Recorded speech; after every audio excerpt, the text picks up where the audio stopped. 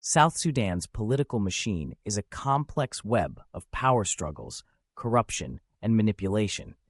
At the heart of it all is President Salva Kiir, a former rebel leader turned politician who has been in power since the country gained independence in 2011. Kiir's government is plagued by allegations of corruption, human rights abuses, and a lack of transparency. The country's oil wealth, which should be a source of prosperity for its people, has instead been a source of conflict and instability. The ruling party, the Sudan People's Liberation Movement, SPLM, is deeply divided, with factions loyal to Kiir and others loyal to his former deputy, Riek Machar. The power struggle between these two men has fueled a civil war that has raged on for years, displacing millions of people and causing untold suffering. Meanwhile, ordinary South Sudanese citizens struggle to survive in a country where basic services like healthcare and education are scarce. The government's failure to provide for its people has led to widespread poverty and despair. International efforts to broker peace in South Sudan have been largely unsuccessful, as both sides seem more interested in holding on to power than in finding a lasting solution to the country's problems.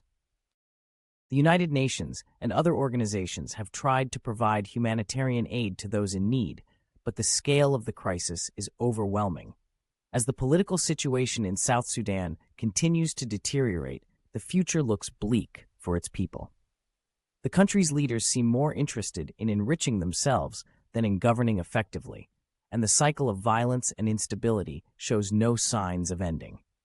In the midst of this chaos, ordinary South Sudanese citizens are left to pick up the pieces of their shattered lives. They have endured years of conflict and hardship, but their resilience and determination to build a better future for themselves and their children is a testament to the human spirit. Despite the challenges they face, the people of South Sudan continue to hope for a brighter tomorrow. They know that true change will only come when their leaders put the needs of the country above their own personal ambitions. But until that day comes, the political machine in South Sudan will continue to grind on, leaving destruction and despair in its wake. And the people who suffer the most will be those who have the least power to change their circumstances. In the end, the story of South Sudan's political machine is a tragic one. It is a story of greed, power, and betrayal, but it is also a story of resilience, hope, and the enduring spirit of a people who refuse to be broken.